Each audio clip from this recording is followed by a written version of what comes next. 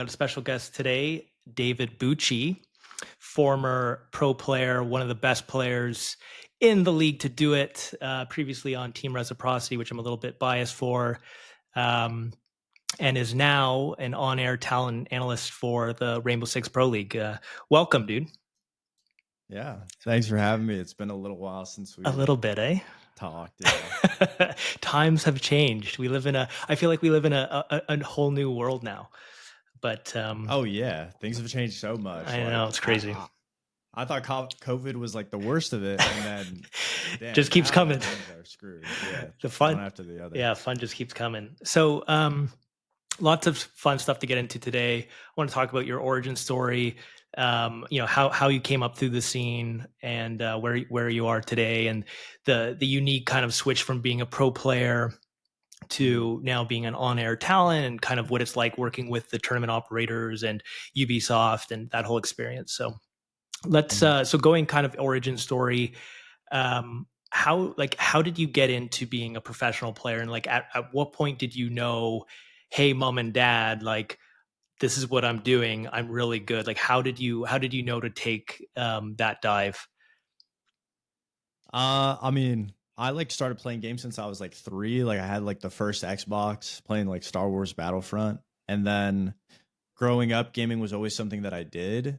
And I think when I was about like 12 or 13, I got a PC, found out about like Counter-Strike, Team Fortress 2 through friends. And then through like just naturally playing the game, I like saw that there was like events going on. And like back then, 2013, like a CSGO event was like, 50 dudes in a garage somewhere playing for like 5, 10K. And then I followed it, and over the years it just got like bigger and bigger. And so I started trying to compete in CS:GO as like an IGL. But the thing is like I went to like 2 or 3 lands in Canada, but the thing is you find out really quickly that people don't want to be told what to do from a 14-year-old.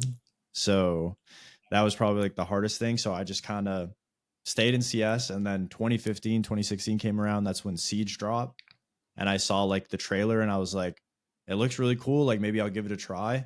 And I guess because of like the experience playing other games, everyone was playing it like a regular Tom Clancy game, like playing it like a milsim SWAT team. And I was just running through buildings and killing everybody.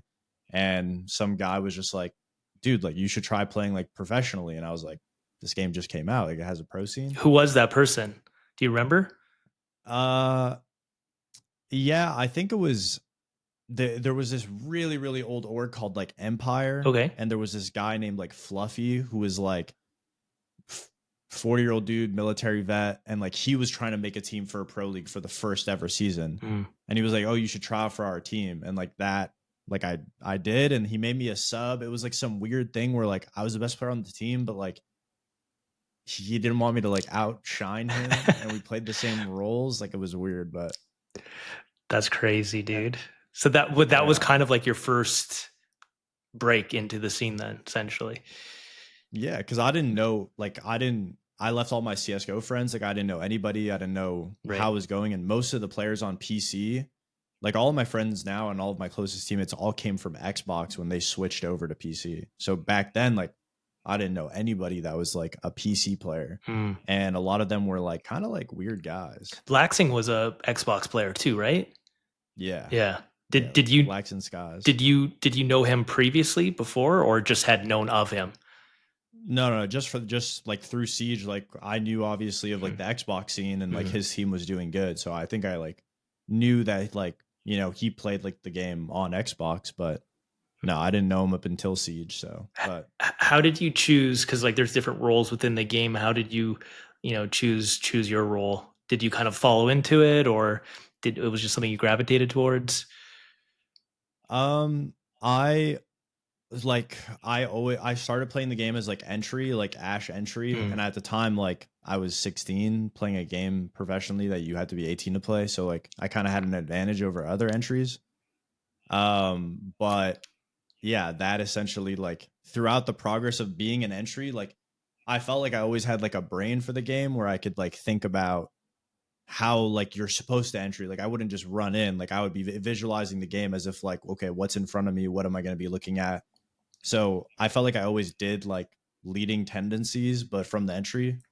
Um, and then progressively, like throughout that, like nobody wants to be an IGL, like nobody wants to have that amount of like responsibility. And once, Skies left our team, like our previous IGL, that's when I decided to like take on leading because we weren't going to find like a better person to do it. Mhm. And was there throughout your career, was there any like other pro players that that you garnered influence from in terms of kind of your play style or learned from? It's gonna sound like egotistical. I never watched like any Siege content, any other players, because I genuinely thought I was like, The when the game best. came out, I was one of the first persons playing. So I was like, what is this guy gonna teach me that I don't already know? Love it. So the only person I'd watch was Coconut, bro, because you'd always find these weird boost spots and like crazy spots that like people could get into for like rank games. So that was the only person I would give credit to. You're your own hero. I like it. I like it, dude. So you had obviously some pretty historical placements. You got second at the U.S. Nationals, which was pretty awesome. I think you Mhm. played on a team called Reciprocity at that time in 2019. Yep, yep, yep. And you've placed top 3 or 4 twice at SI, right? One with Yeah. us and with Oxygen. What other kind of tournaments have that are really memorable to your journey thus far? For sure. I think like it's weird because it's so long ago. I don't really like glamorize it as much as possible, but we won an event like a DreamHack Montreal, Mm. which got us the spot to play at the invitational that we got third place on as Reciprocity. And we did it with Cloud9, which was crazy because dude, our team was like dog shit. Like our team was pretty bad. So I'm like impressed on how we won that event. Um, and then after that, I would say the next memorable one would be Japan, Tokoname. That looked cool, man. I wish I went. That was unreal. That was a big mistake. I really wish I went with you guys on that. That was a big regret. That looked amazing. How was that? Like it You, was amazing. yeah, it was amazing. You should have went. It was so much fun. Yeah, Matt went shot a bunch of content. We got a ton of content from that too. But yeah, Mark the Shark, the whole crew. That looked so like what a life experience that looked like, dude. Was there Hmm. anything like talk to me about the uniqueness of it? Like, how was the crowd versus what you're used to here in North America? It was like a really humbling experience because the community there is different. Like you go to events, like you'll have fans at events, but like everyone was so sweet and kind in Japan. Hmm. And obviously, like even win or lose, like the crowd was like praising you guys for even being there.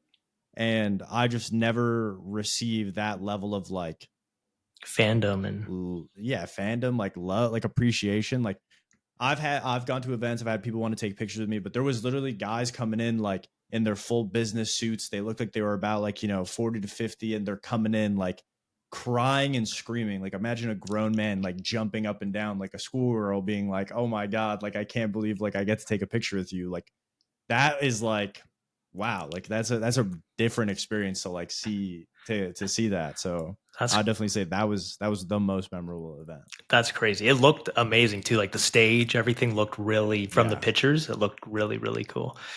Mhm. Um, Walk me through like so for somebody like I myself obviously I'm a big gamer, but to be at that level and to maintain that level, walk us through like how many hours, like what does practicing look like? What does it look like to get to that level? Like how many hours are you putting in here? It's a lot. It's definitely like it depends on like obviously the severity of the team. I think the norm of what most players to compete is you would wake up around 10 p.m. obviously or 10 a.m. Are you sure obviously not like noon? yeah. Yeah. Well, sometimes noon, but like the start time's okay, but that's because the start time's a little later, but that's because we end way later. So it's Sure, like we sure. would start around, wake up at like 10, 11, start at noon, and then from noon, you'll usually do like best of threes in practice. So you'll Yeah. play like 3 maps against a different team. So that in Siege takes about like 3, 4 hours. And then you'll break for like an hour, 30 minutes, and then you'll do another set of best of threes. So you'll do a double scrim against like 2 different teams. And then, so that's like a total of scrimming time, maybe like 6, but it could go longer depending on the map. It could be a little bit shorter. And then afterwards, you would have maybe like another hour or 2 of breaking down things that went wrong, things that needed attention. And then for each individual person, it's up to them. For me, because I was streaming, I would finish that after, 6 to 8 hours, and then instantly try to stream at around like 8, 9 p.m. Mm, and stream for like 3-4 hours at least minimum. And crazy. then so I'd be getting off at like midnight, 1 a.m., like, and then go to sleep and then do it all day the next day. So I would say from like 12 to 12 at least. Oh, wow. Like, It's a grind. yeah, every day, like no days off. And then How do you, even on, yeah, sorry. I was going to say, even on our day off, which was always Saturday, like, what else are we going to do? Like, we would just stream anyway and play Siege all You're day. in So Vegas. You didn't want to, you guys didn't go hiking or didn't know? sometimes, yeah. Blow Mark all the loved. money on the casino? No. I was not of age. And then once I was, because COVID hit. And then, like, at that point, it was just like everyone on the team was 18 and I was the old one. So it was just like not working out. But Mark loved going off-roading with his Jeep and stuff like that. Mm-hmm. How do you like decide like which teams to play and practice and like is there kind of like both teams aren't probably going as hard like a full 100% because also there's going to be maybe secrets or plays that you want to withhold, right, for the like for Yeah. tournament play. Like how does that selection process um go? Like do you also target teams that you're weak against or walk me through that if you can. I think you try, like, we obviously try to always practice against the best opponent possible. Mm. Usually, how you pick your teams is the meta would switch every three, 4 months. So, what you would do is look at the schedule coming up, let's say in a season or at an event, and usually you'd get a schedule beforehand so you know what kind of teams you'd be playing. So, for our seasons, you play every team like once. I can't really remember back then. I think it was you play every team once or you play like 4 teams out of the 10 like in a bracket. So you would just look at who you're playing. You're not playing those guys or practicing them and throughout that stage. And then you would just look at who the best teams are that you aren't going to be playing unless you make it to the finals or something like that. And you practice against them. And hopefully by the time if you do make it to the finals and you have to face them, then it is what it is. Like you got to adapt. And there is a level of, if you practice against a team, you play certain maps that you're going to play in your first matchup. But if you would play against that team, you don't show them the maps that you would take them to and wait until, like, let's say you ever play them in an official match and they're going to be thinking, oh, we know everything they can do on X, Y, and Z, but they haven't seen the actual maps that you were saving for them. So it really depends. And then again, sometimes depending on the team that you're playing, if you're playing a team that's very slow paced, like a Dark Zero, you'll try to play against a team that's also slow paced to mimic the way that they play. If you're playing a team that's really aggressive, like from Mexico or Brazil, you'll practice against the most aggressive, American team that you could find because it'll prepare you for the similarities.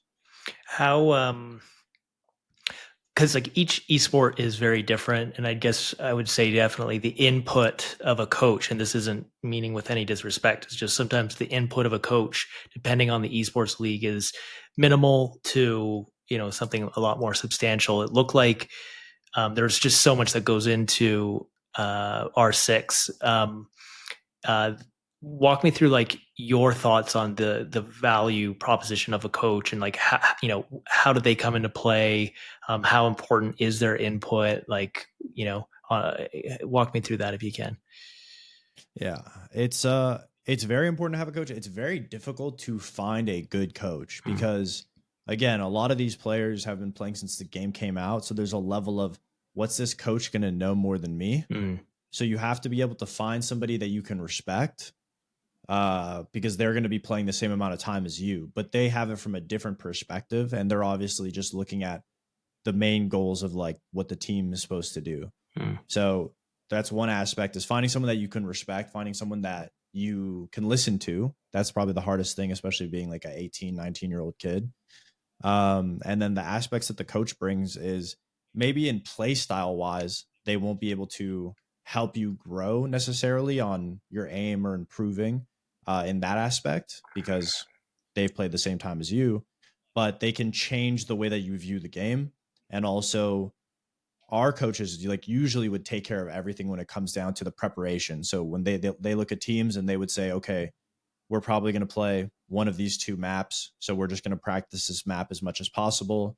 And then when we go over counter stratting or watching footage on the other team, they would have specific stuff to be like, hey, this is where all of their players play on this site. This is where all of their players play on this site. And they just give us as much information as possible. And it's a lot of like tedious work because you have to sit in a 10 hours of footage to find maybe 3 or 4 clips that can show us what you're trying to do. And of course you're working with 5 kids essentially, so you have to be able to try to keep their brains and keep them locked into that whole experience, but they'll do all like the nitty gritty stuff. Interesting. Yeah, it's that's great. I know for our time at Rec, Anthony was great. Oh yeah. He was stellar. So walk me through like, and in terms of like you guys, like you Skies, Laxing, you guys seemed really close. Is that accurate to say? Like, did you guys have a close bond? Yeah, absolutely. It was kind of interesting because when they swapped over, they came from Xbox Mm, when the PC League and the Xbox League merged. And so they were the only real good Xbox team. And everybody on PC had the weird stigmatism, like the stigma towards them, as if like, oh, these guys are Xbox. Like they're going to get smoked playing against computer players. But they did pretty well. And there was this weird, like, negative outlook on them. mm, And then throughout time, they improved. And because they were on a different team, at first, me, Lax, and Skies were not friends. Like, we didn't necessarily like interact, but we weren't nice to each other, but we weren't like mean towards each other just because we were on different teams. And then it was only once we knocked out CLG and picked up Lax afterwards, and then picked up Skies that we slowly became friends just because we were spending time together and we were able to like figure everything out and squash the issues that I guess was preventing us from being friends in the first place. And it was amazing. And then obviously living in a team house with the guys, I don't think there's a way that can bring people closer together than living with them essentially. Well, that was actually a topic that I wanted to touch on, and I ask, or I try to ask all the other previous players or teams that I had the pleasure of working with Reciprocity of like we tried to do the whole team house, right? And obviously you guys had Mm-hmm. we had a great house for you guys in Vegas. Um, Oh, amazing. but I always question like, is that the right decision? Meaning, you're cramming in some cases strangers. It's like a Big Brother show or some reality show. Like you're putting a bunch of different personalities where they're technically you guys are working out of your house, like right because you're Mm. practicing, like that's what you do for a profession. And then you don't get that separation. So I reflect back on it and be like, maybe that wasn't the best thing for everybody in terms of the health of like the morale, or you guys needed just better separation of like treat it like a 9 to 5, show up, play, and then go back and have your own space and not be in each other's proximity so much. Was that how did you feel about the team house? Well, we got lucky. We had an amazing org that got us a really nice house. So I see. there was a lot of separation. I do believe it's important to have your own space. Mm-hmm. So there was some teams that had team houses where there was 2 to 3 guys sharing a room in a Oh. house. And that's something that I could see people building resentment, especially if people are unclean, unhappy. I think it really depends on the team because when we had that core reciprocity roster, if we weren't practicing, everyone would be doing their own thing. There was separation. And we were very lucky because our house had my room, which was like all the way far in the corner of the house. The master bedroom was so big that it was like its own apartment. We had an outhouse that was also an apartment. So we put our Skies like lived in there. Mhm. So he was very separated. And then downstairs was a bedroom completely separate. So everyone had their own section. And again, it depends completely on the team and the people that you're living with, because the roster of Reciprocity was great. But then when you have people on the team that, let's say, are dirty or, aren't great roommates as well, that's where you start to build resentment. After Reciprocity, once we got picked up by OXG, we had, these two players on our team where one guy was just throw all of his trash in this big box and actually attracted roaches. Oh no. And the other guy was a line cook or something like that. So he would treat the kitchen like it was a cook or like a kitchen in like a restaurant. It was grease everywhere, and he would never clean up after himself because he didn't really care. And so those issues can definitely come up. But I think for the most part, we definitely got very lucky. That being said, I think apartments never work. Apartments, when you give people apartments, it's putting people in an area to have like a team house experience, but you're not getting the benefits of living with each other. And also it makes it so that like cliques are very easy to form. And that's what you want to avoid, is like having 2-3 people of the team start to build together and resent everyone else for not being a part of the team, and then that's what causes like turmoil in the team. I love this perspective. Like that was really great insight, man. Because I've had complete polar opposites of responses, and it's really great to hear different perspectives, because I can play devil's advocate and I can argue both sides, especially like when you're younger, you're more receptive to that environment, because let's say like in college years, you're renting a house with a bunch of young people. And some of Exactly. those relationships are going to be some of the strongest relationships that you'll form throughout your whole life. So like I can see I can see arguments from both sides. But that was great insight, man.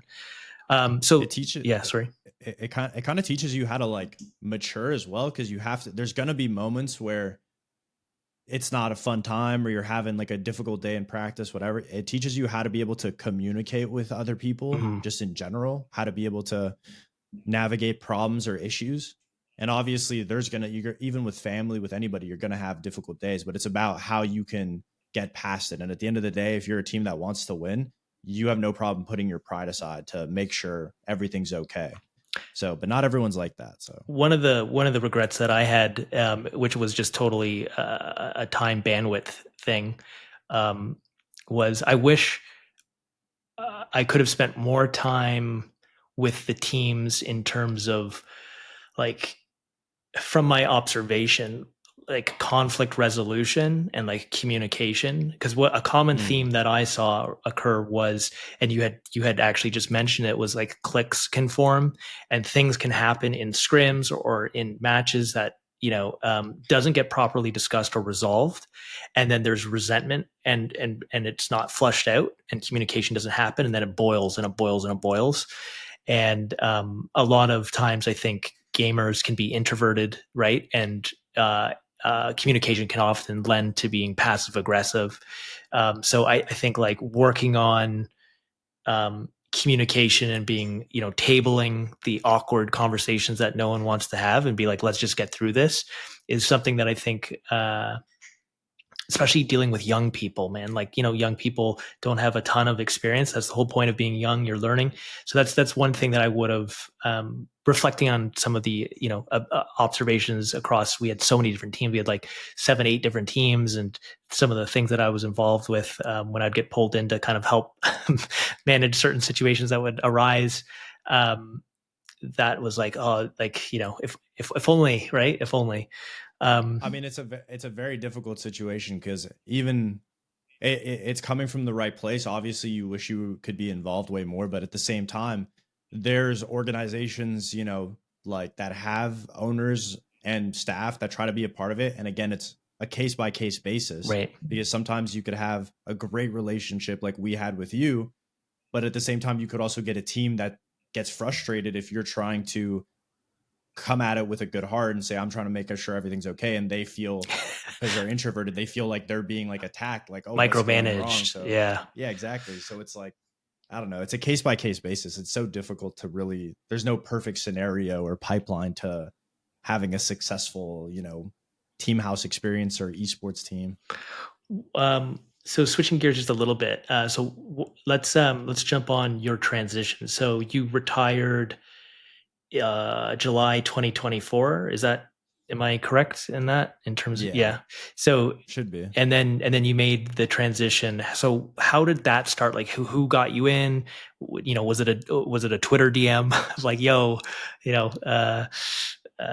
Derek or Um, somebody on the R6 team, like how did that start? And like walk me through how that transition has been. Like, are you enjoying it? Like how is it, is it scary being put in a position where hundreds of thousands of people are watching, and like you're, all the focus is on you commentating, and walk me through that. well, so first off, a lot of people don't know that during 2018, so even though I was playing underage, I tried to I guess like I only went to one event while I was underage, and then I got dropped from my team. And during 2018, when I was trying to find another team, I wanted to, instead of crossing wires, I could find a team that I could build with, and then also avoid having eyes on me for that reason until I was 18. And so I actually ended up, just because the invitational was in Montreal, I got a random message to come be an analyst and a caster for Invite 2018. And so they hired some guy who was a content creator to be an analyst and a caster. And apparently the guy had some controversial stuff come out a week before the event. And they were like, dude, like who could we get like within a week? And I would always go to the playtest at the Ubisoft studio. And I would be like, I know the game. I talk about it all the time. I'm a pro player. And I would always make jokes. I'd always say, guys, just put me on, make me a caster. Just do it. Like for to everybody in the office. It was like an ongoing joke.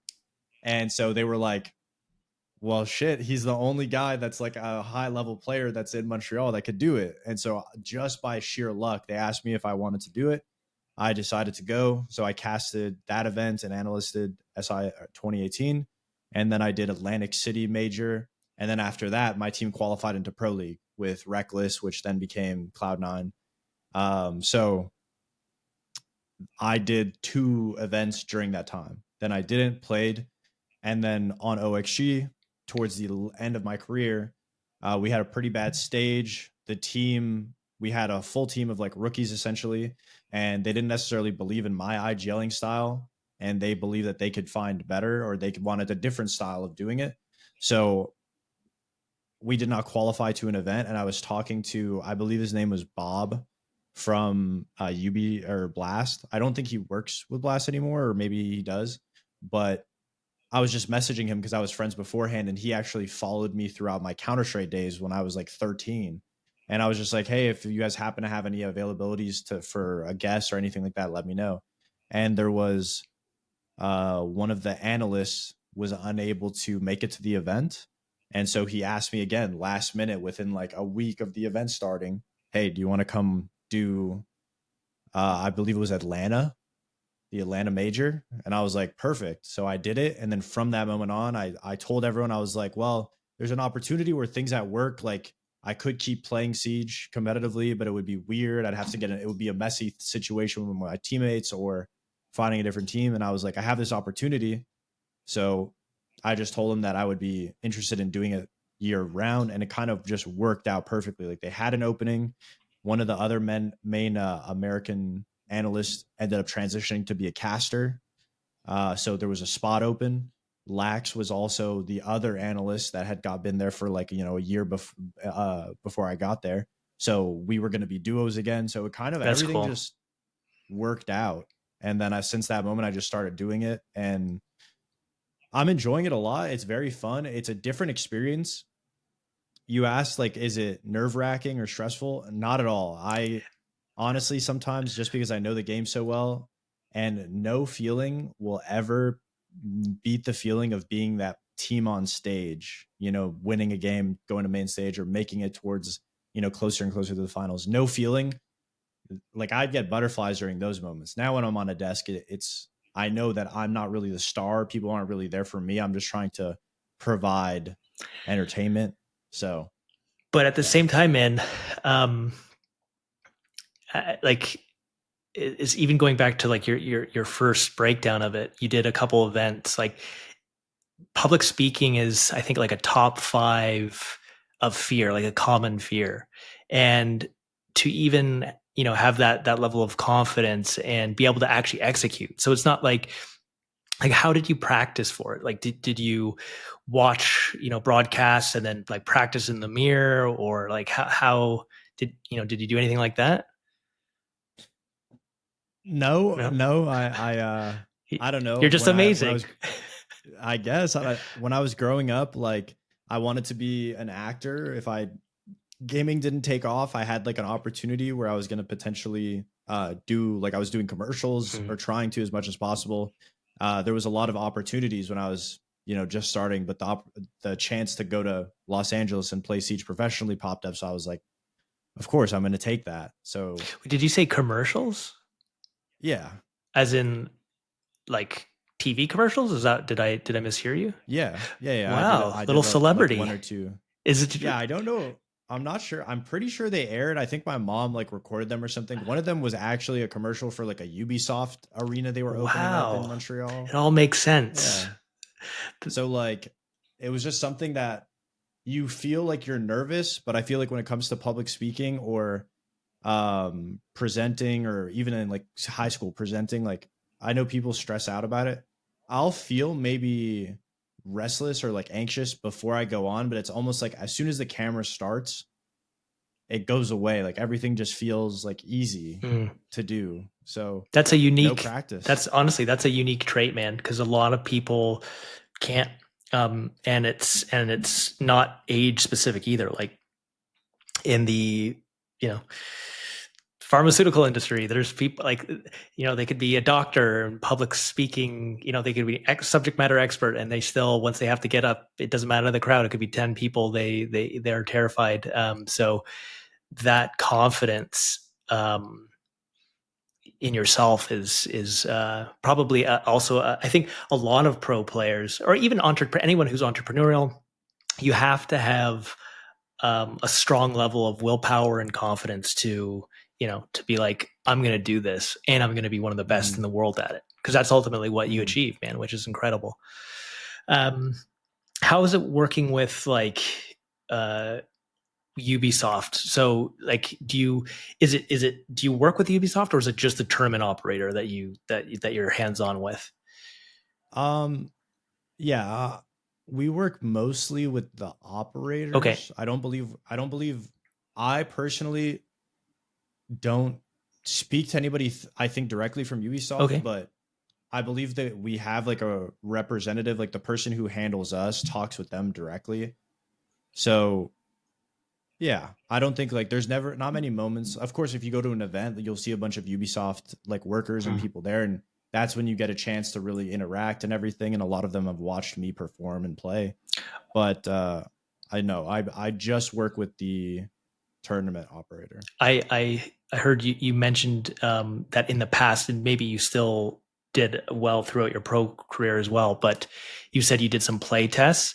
I've been privy to, while working at Ubisoft, I was privy to that, and it was really interesting to kind of see that, walk the audience, because they might not be familiar with what a play test is in terms of um, giving that feedback, and what the Ubisoft team expects from you when you do Mhm. something like that. Yeah, of course. I think it's a lot more. Back in the day, I feel like playtesting was a lot more hush hush and kept to secret. But now I feel like all these companies will do open testing for their beta testing and stuff like that, and they'll just put it out to the world. So how playtests work is essentially the next season that's going to be coming out on any game. So for Rainbow Six, they would have the next season readied up. They had a studio in Montreal, so they would contact all of the competitive players, T1, T2, T3 in Montreal or in Toronto, like within close enough distance so that it wouldn't cost too much. And they would have about, 10, 20 people come to the studio for 4 or 5 days. And all you do every day is just play the new season, play the new stuff that's like unreleased to give balancing changes. So the new operators, the new maps, they each day there would be something different. Like one day would be one operator that everyone gets to try around with, and the next day, and it's to find maybe bugs, things that people didn't really understand, anything that would be overpowered if it got into the hands of a better than average player. And then we would get into a day where we have a breakdown. So, you know, every segment of what we tested, everyone gives their opinions on it, their feedback, what they liked. Did it feel fair to play against? Did it feel fair to use? Any adjustments that they would like to see or that they would add, and then just general changes to the game that people think that we should talk about. And that would be essentially the playtest. So you're just playing the new stuff before it comes out. And it's really cool to see it because usually they'll have like a private build on on their computers. So you get to see stuff that's like not even out yet, like that maybe won't come out for the next year, and makes you feel kind of, I don't know, special in a way. Like you got to know what's coming out. Right. But usually everyone has to sign like an NDA and stuff like that, so you can't really like talk about it. Yeah.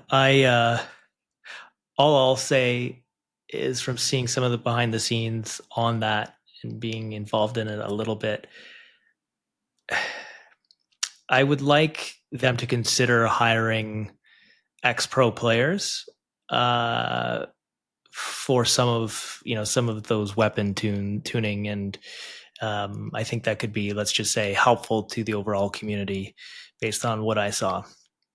Yeah, I think it'd be cool if they hired ex-pro players, Yeah, so more hands-on. yeah. I just think there's, um, I mean, how can you objectively compete with someone who's played the game, 10,000 hours? You know what I mean? Like, who knows everything inside and out, is I think has a pretty valuable insight on, ear to the ground on terms of, what the community likes, and tuning, to some of the weapons. I think it would be, I hope that they do that at some point. Yeah, I hope so too. Let's There's a lot of changes that would not have happened if pro players were not in there, like 100%. practically screaming, being like, "You cannot release this," and they still would do it sometimes. Yeah. With like the when Lion came out, or when Ying came out, or when Glaz got his changes, like yeah. Yeah, like I said, I can't comment too much, but I will just say it was eye opening, and it was eye opening, and then it gave me insight to, like, okay, so this is how, Ubisoft's one of the biggest publishers in the world, so this is how, other companies are probably operating very similar, because it's so incestuous, the industry. It's like you work at Ubisoft for 3 to 5 years, then you're working at Microsoft, and then you're working back at Ubisoft. So a lot of ways in which they do things are often replicated. But yeah, that was really eye opening. There was so many things eye opening getting to see behind the curtain of Ubisoft. That was pretty crazy. So let's reminisce a little bit at the golden years of Reciprocity, if you will. Let's Yeah, of course. so um, now that we're not officially, like, you can now you can share the truth. What what are some crazy, like, is there some crazy moments that happened at the team house that I wasn't aware of? Was there crazy parties that were thrown that I wasn't aware of? Like, any like big memories? It's all in the past now, and nothing can be done, so you can spill the beans. There was a lot of like fun moments, but not crazy parties. We were in that kind of team where we're like, I mean, we're gamers at the end of the day. We're not having like, you know, crazy parties or anything like No that. We cake did have parties. no. We did have one party during a USN event, and like we kept it like very like tamed. Mm. So everything was like fine when it came to that. I will Responsible. say there was one time where I think the COD team, everyone from the Call of Duty team left to go back to Europe, Mm. and we were told to go there and do something. I forgot what it was. Like we had to go there to lock the house or check the house or something. We had to do something because they weren't there. And we actually went through all of the stuff because we were told that they weren't going to be coming back. And so we went through all of it and just took like a bunch of stuff that like the European guys left, or that was left in the house, because we were told that it was all going to be gone. Right. Like, Okay. everything's just so I think like, dude, a bunch of those COD guys must have been getting paid good. So some of them left their whole closets with like all kinds of designer stuff just filled. And I was like, wow, I only took a hoverboard. There was like a hoverboard there, so I took that. I think like somebody took a PS5 or something. There was like 10 PS5s in the garage. So I think someone took a PS5, still has it to this day, or a PS4, whatever it was at the time. Yeah. But it wasn't anything outrageous. We didn't steal like everything, but I was just like, no one's gonna use this hoverboard. And so we had the hoverboard in our house, and I was using it every day. And I'm pretty sure I rammed it into one of the cupboards and like ripped the cupboard off of the bottom of it or something like that. That's hilarious. And we put it back together, but it was like we were like, damn, like we hope like no one notices this, like if they open this door. You Um you mentioned sorry. no, it's okay. You mentioned the COD guys. One of the things I tried to do with Reciprocity was to intermingle the teams so that it wasn't like strangers, and to try to create some camaraderie, if I could, and to get people out of their shells. What was there any like? How did you feel as a player doing the rec content? Because I think with you guys, we did a bunch of content with you guys, but Yeah. I think with the COD guys, did you play paintball against them, or was that just me and Matt and I That was you guys. We did it against the COD guys, okay. and then we also did it against The the Gears? guys. Yeah. Yeah. So how, like as a player, and you can be honest, and I want you to be honest, was that fun, or was it just was it like, okay, this is a chore, like let's just get on with this? And I want you to be honest, because again, it was something in my mind of like I wanted to try to establish relationships amongst the players to kind of create some type of community building within the organization. But I know you guys could also be like, oh my god, like when the fuck is this ending? So walk me through that.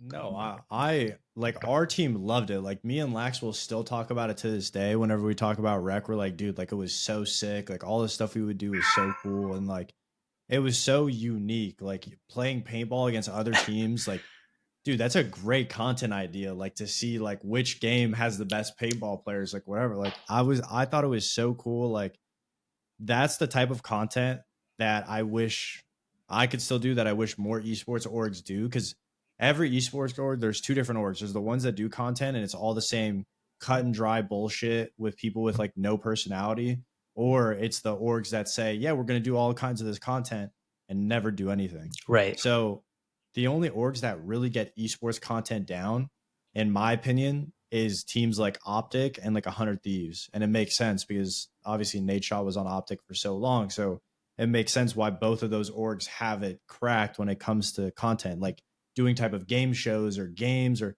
when you have that. And then you also have an ecosystem of the teams a part of it, the COD team, the Rainbow team, the whatever Gears team.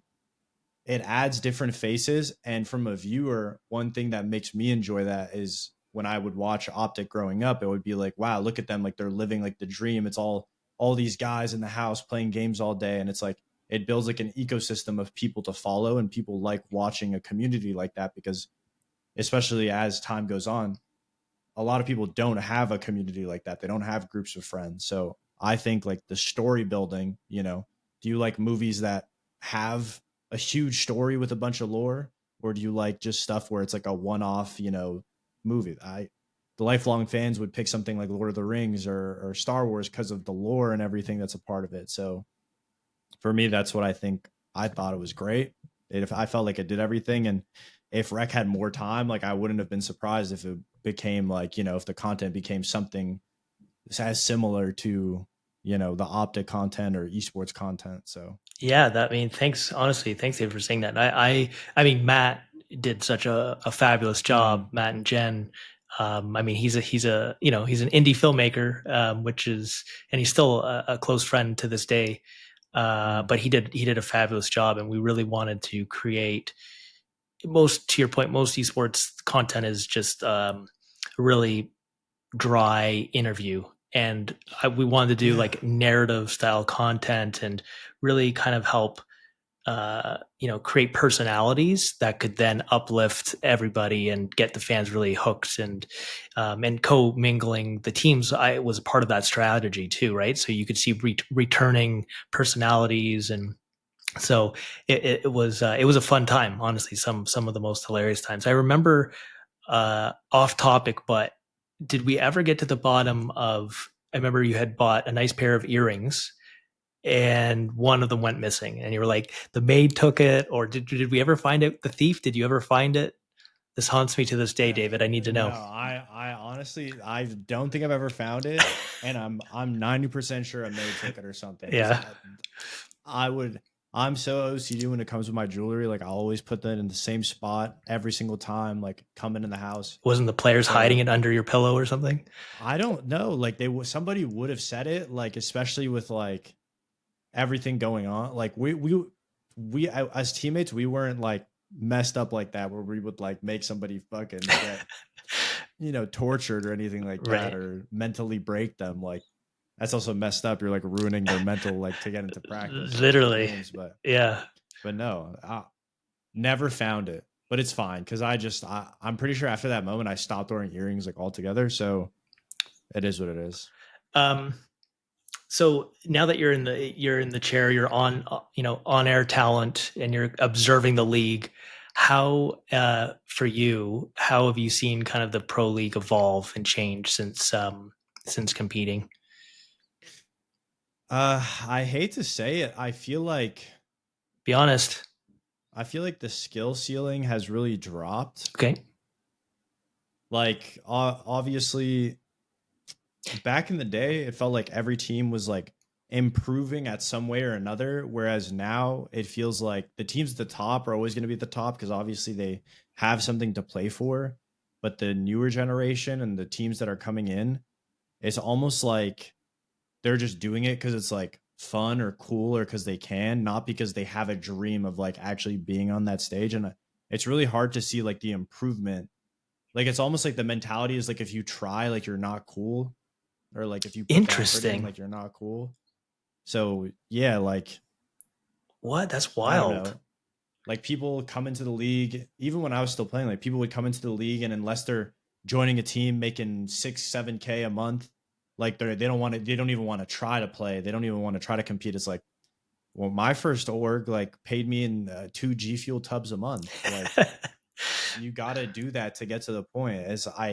That's one thing that I dislike is every player should be obviously compensated, but if you're coming into the league, no social media, no nothing, and you're not trying to grind to get to that point or put the effort in to get to that point, you can't expect, oh, just because I'm here, like I need to be making like money or else I'm not even going to play. It's like, Interesting. That's interesting that you said that, because Miles Ross, the on air talent for Call of Duty League, he spoke briefly about, this trend that he was seeing of, like, within playing competitively, like, uh, try hard is now like a negative aura around it. yeah, And he's like, what are we 100%. doing? Like, the whole point is to be the best we can. Like, why? Like, that's, so it's interesting and it's interesting too, the timing in which that you're making this observation, because it's correlating to some of the decline of esports. And obviously in the heyday,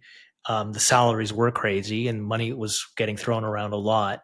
And now Mhm. that it's, budgets are getting a lot more tight, um, you think that that could be potentially, one of the reasons that people, like, that the competition is not as great, is because people are seeing, listen, if I'm only on the top two teams, I can make this money. The rest, like, the money's not there. I'm just gonna, I'm gonna maybe focus on a different esport. Or, so do you think money is like a contributing factor? For sure. Absolutely. I mean, obviously, playing esports is a privileged position to be able to have a PC, a supercomputer, play games all day. Yeah. You have to have, a family that can support you growing up. You have to be able to have the funds to afford that kind of lifestyle. So, a lot of the kids that are coming into it, not all of them, but a majority of them come from a family that has money or that's sustainable. So, to them, it's like, they're putting all the time into it, but once they start getting told that they have to put time into it, that's when like the being off, like the authority comes into question, and that's when some people don't work out with it, and then some people are like, I need to get money or I'm not going to put in that kind of effort. And it's because they know that worst case scenario, they can just go back to the life they wanted to live. They can just go to Mhm. school, go do something else. Whereas like for me, like, and a lot of people in my generation, like that was a dream. Like you'd looked at it and glamorized it. Um, and so, yeah, like it took me about 4 years before like I started getting paid like a livable wage. Like even when I was on Cloud9, I wouldn't say like that was livable up until we got to Reciprocity. That's when like I would say like that was a livable wage. But I Right. just believed in it and it was a passion project and it got to the point that it was. But yeah, I'm not gonna name names, but there's a lot of players like in the siege scene when I was still playing, like when I joined OXG, where like they join a pro league team right out the gate, and just because the veteran players are making 7, 8K, 9K, they're instantly saying, okay, well, I need at least 6K to play. I need at least like, 8K to play. I need as much as them. And then if things don't go their way or things don't go right, or maybe you're having a struggling stage, whatever, they start saying like, okay, well, I need more money. It's like, it's been like 3 months. Like you need more money or you're going to do what? Like, so I don't know. You bringing that up actually reminded me of the time when we were in Japan and we were getting paid pretty good already. I think we were getting paid like 6K a month or something like that. And me, Lax, and Skies got on the phone with you and we were like, yeah, we easily want like 9K or something like that. And I remember you just going on the phone and you're like, yeah, absolutely not. Well, the problem with esports, and I've mentioned this before, is especially at that time. So this was at a time of crazy venture capital deployed, and the players were a finite resource, and to get in, to have a seat at the table, you had to buy your way in, right? Mm. Um, and so player salaries were constantly getting inflated, and so players like yourselves would be like, well, we just heard, team ABC, they're getting paid this, and so I want that or more, or you'd get poached. You'd be like, hey, team ABC is willing to offer me 10K a month. So that was Mm.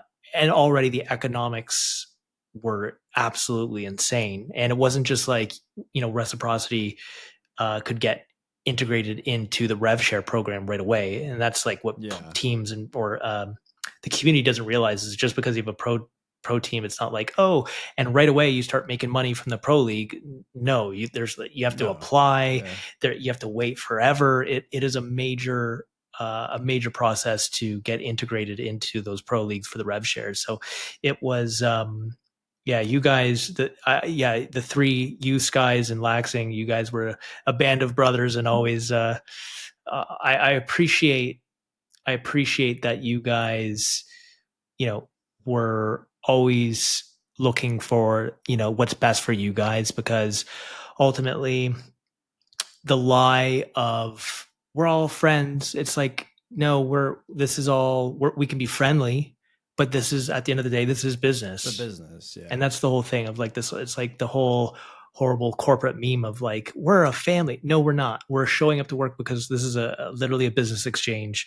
Um, and, I tried to do the best that I could to make everybody happy, but sometimes ultimately there's things I had to say no to, obviously. Um, but so on that topic, though, and this would be interesting now that you can have full kind of transparency and share, what advice would you give to, other younger players of from a contracts perspective? What are things that you would like to see or vouch for that, players have to ask for in their contracts? um, Mm. anything you'd want to share there? Absolutely. Just read the contracts. Like everybody, you think, even when these big orgs, these big named orgs try to sign you and you think, wow, my dream's coming true. Honestly, a lot of these big orgs will try to take advantage of, the younger person that's just getting into esports.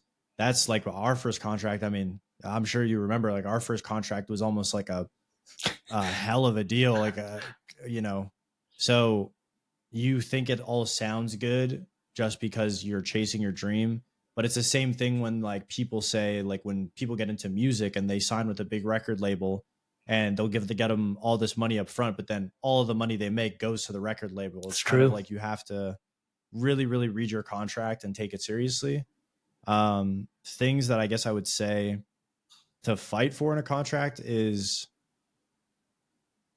I think there's definitely negotiation rules where it's something like if it's like longer than a certain amount of time, make sure that you add like renegotiation periods. Mhm. Um, I think a big one is there's a lot of contracts that I've seen where it would be like, okay, the contract is, let's say, a year, but we have the right to keep you for 6 months after that year or something like that. And we can match any single offer you get. So then it's like that org sometimes will just hold you for those 6 months to wait until you're in a bad position or you can join another team and then give you like a shitty offer again and be like, okay, well, you're kind of stuck with us now because we held you for like 6 months because you don't think about that. You just look at the end date and you're like, oh, I can leave on, this day. And then all of a sudden you try to leave and they're like, well, you can't do that. Like we have the right to deny and accept anything that for the next 6 months, so definitely just read your contracts. If you don't know how to read the contracts, Get a like lawyer. get a lawyer, get somebody that knows what they're doing, because there's a lot of like small intricate things that, you know, the first contract that we ever had, it was something like all prize money, the org will take 50% of it. But then in per brackets, it said, we will give you 25% of that 50% at the end of the year. So we're only really taking. So we were like, the legal wordage was so weird. So we were like, they're taking 50% of prize money, but at the end of the year, we're going to get 25% of that 50. Okay. And then when we asked about it, they were like, oh yeah, it's just for like tax purposes or holding purposes. And then we're only really taking 25%. And then our first event, like we come back and they're like, they're like, oh no, like, did you not read the contract? Like we keep 50%. And then like, we're actually keeping the whole 50%. And we're like, what? Like, that's not what this guy said. And they're like, that guy doesn't even work with us anymore. So I have no idea what you're talking about. Wow. It's like, right. Like, there's nothing you can do about it. Um, so I know I've kept you here. So we're coming close to the hour. Let's just a couple fun, rapid little questions. Now that Mm. you aren't playing professionally, do you have more time to play games that you haven't had a chance for? Let's say like Elden Ring or the new Borderlands 4 just came out. What are you playing besides Siege these days? Yeah. I mean, I was lucky that I streamed a lot. So I would just play like fun games like on stream sometimes for a break. I've been playing a bunch of, I never liked any story game Mhm. when I was competing. Like I couldn't do it. I had to play something competitive. Right. But now like I've just been enjoying like, TFT. Like I play a bunch of TFT. Like it's Interesting. competitive, but it's also relaxing. And I feel like it makes you have to use your brain. Um, haven't tried the new Borderlands. It's fun. Just yeah, it is fun. I saw my roommate played a bunch, but no, I've just been playing a lot more like casual games. Like I play Clash Royale on my phone. I play TFT. Do you ever play like I Path of play Exiles? Marvel. Oh, No, Marvel. Okay, never. okay. You're not a like a RPG type action RPG, no. Mostly a FPS kind of guy, Okay, but makes I've sense. tried to branch out. I love like brain teaser games or like Okay, puzzle games, like stuff like that. So okay. What about what shows are you watching these days? Um, honestly, not that much TV. Like with my workload of being a caster, like when we're in season, you're flying back and forth from like the studio. And when I'm home, I either play games or like go outside. TV, like I want to say, um, I finished season 3 of Squid Games, kind of mid. Yeah, I Uh, agree. I started watching Wednesday, Okay, and movies, like I love movies. Like I just watched The Long Walk. That was pretty good. I'm was gonna go it? see. I want to see Yeah, it that. was pretty I good. want to see It that. was really good. Very, very emotional. I Oh like shit, I gotta watch it, man. I love how they can just like the concept is like, dudes just walking and like, but they make it really, really good. I'm gonna see him, the movie with Marlon Wayans, probably sometime this week. So Okay, is that the horror movie where it's like he makes a deal with the devil to be famous or something? yeah, the football movie. Mhm. Yeah. Yeah, the I'm Smashing. excited to see that. Yeah, we got a few good movies. We got the Smashing Machine coming out or is out now with The Rock. Mm, That looks good. We got mm. I mean, I'm gonna watch it, but the Tron, I don't know if you'd call it a reboot, but the new Tron Yeah, I saw movie. that. And then what I'm most excited for is the Predator, the new Predator movie. I'm Mm. always a fan of that. Um, I guess last question, um, movie related. Have you seen the new Superman?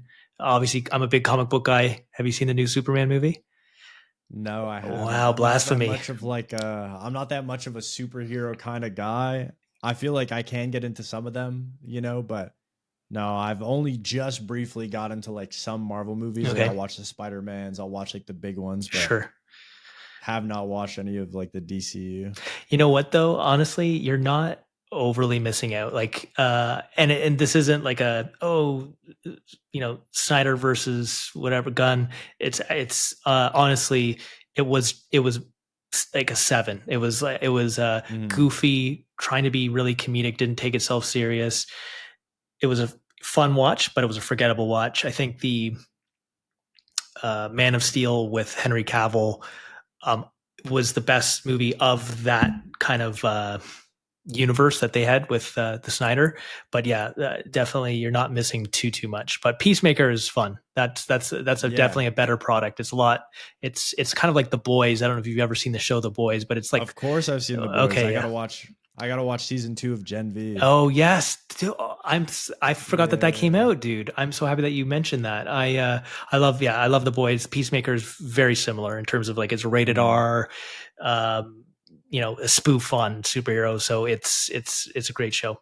Okay, dude. Well, thanks. Listen, I'll wrap it up. Thanks so much for taking the time. It was a pleasure, and this was awesome. Like, I mean, we haven't caught up for a minute, so this was really cool, dude. And you had some really great insight. I loved your feedback on, the team house and that journey, and what it's like being a caster and all of that. So, you provided some really great answers, dude. Yeah, thank you so much. It was a great time talking with you. And, if you're ever coming back into the market of starting esports orgs, let me know. Dude, I've kept But listen. I probably would have entered back into the space already. It's just now it's very difficult. Like being yeah, transparent from conversations that I've had with certain orgs, stuff is really tight and the investment market's not like super receptive right now. And yeah, it's a the tough economy's in a bad place. yeah, So, even for investing in games. So it's yeah, not just esports. Like during COVID, they were investing a huge amount of money into game studios. They've cut all of that. So it's just a bad across like all industries. And like you're from yeah, Canada. Canada's in a challenging economic spot right now. Times are tough, man. So, but that said, if there's, there's a spot that I could find myself in, I definitely consider it because it is a passion of mine, and I love working with talent. I mean, I've worked with talent like yourself, and from tournament operator because my previous pro background was with Pro Gaming League, and then with Reciprocity. It's just it's a mhm, fun time, and I love gaming and I love esports. So hopefully one day, hopefully maybe one day. the things always swing around. So I think in time, we're just everything's in a bit of a downswing, but it will tick back up once the economy is doing better and things are doing better. But Yeah, of course. okay, dude. Well, listen, thank you so much for taking the time, and until next time, dude. Thank you so much. Appreciate it.